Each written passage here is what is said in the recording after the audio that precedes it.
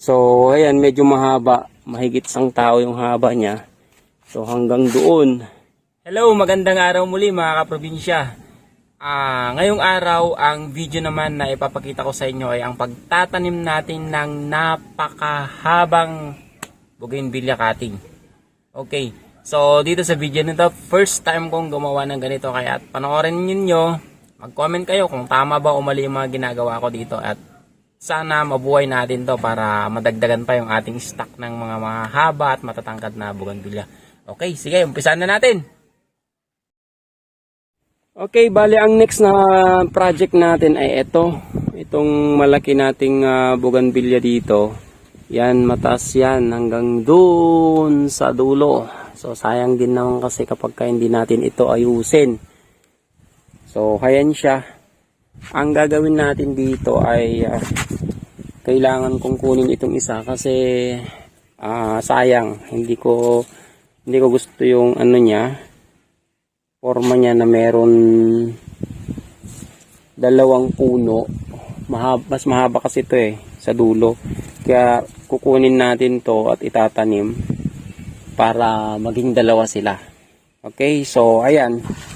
Sa katagalan na dito kung ano nang nangyari, may mga maliliit na ditong mga bougainvillea. Malapit lang sana kayo, kunin nyo na tong mga to. Ayan. So ayun, mga buhay tong mga to buhay po lahat ng mga bougainvillea na to. Ayan sila. Yan. Yun, meron ding kamatis. Ano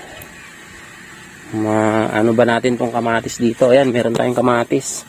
Sige, pipitas muna tayo. Kunin na natin tong mga bunga, sayang din.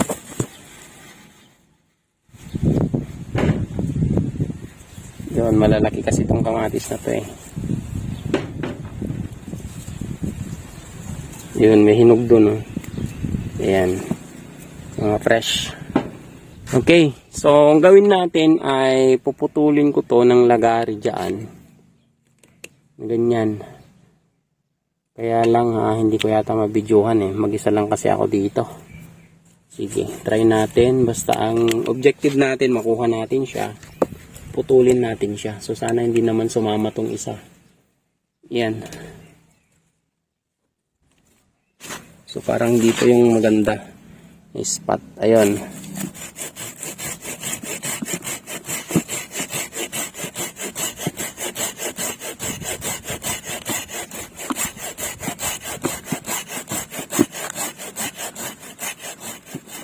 Ayan. Saglit lang. Sige, pwede kaya.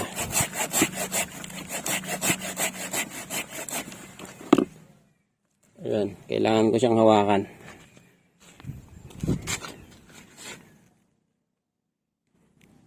So, yan. Lapag muna natin dito.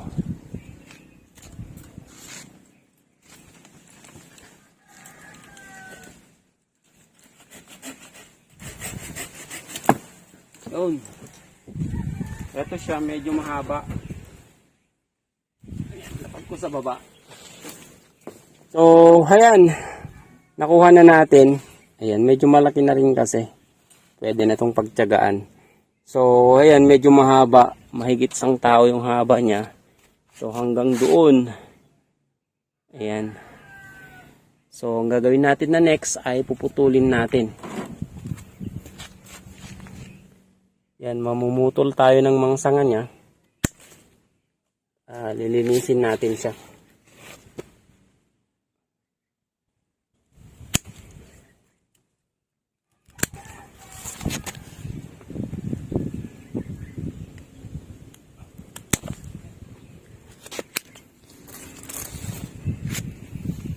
Yun, hanggang sa dulo kasi maganda.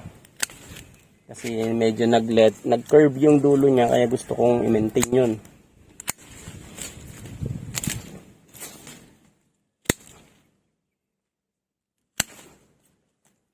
Yan, ito ay California Gold yun. Kita nyo yung bulaklak.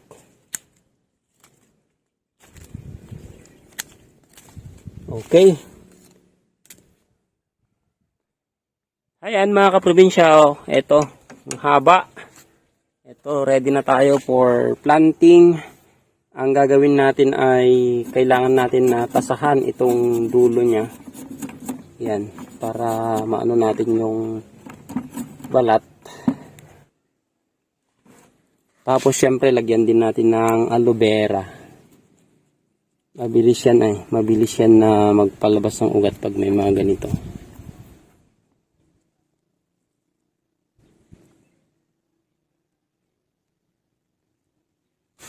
Yun. Tsaka tayo maglalagay ng rooting powder. Yan. So, budbud na lang natin.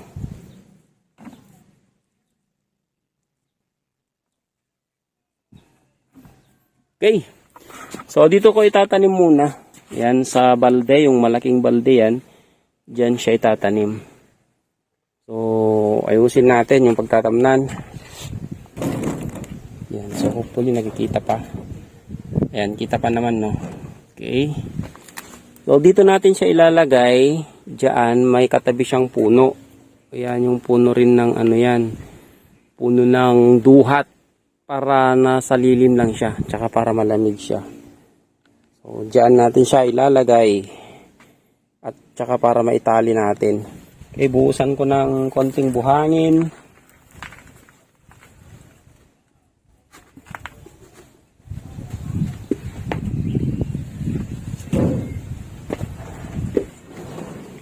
Tsaka konting lupa.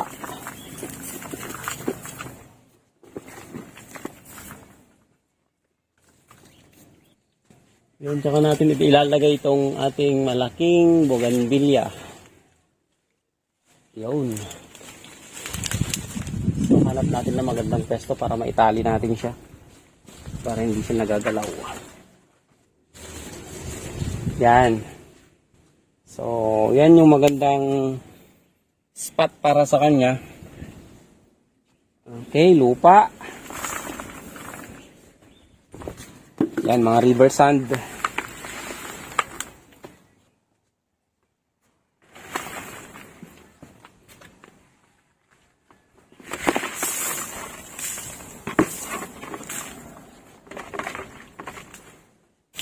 Yun, pwede na.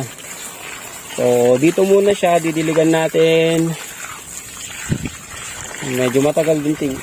Ayan, medyo tatagalan din siguro dito ng mga isang buwan.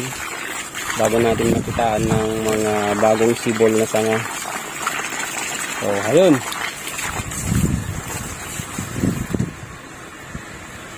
So, ayun na siya mga kaprobinsya. Ayun.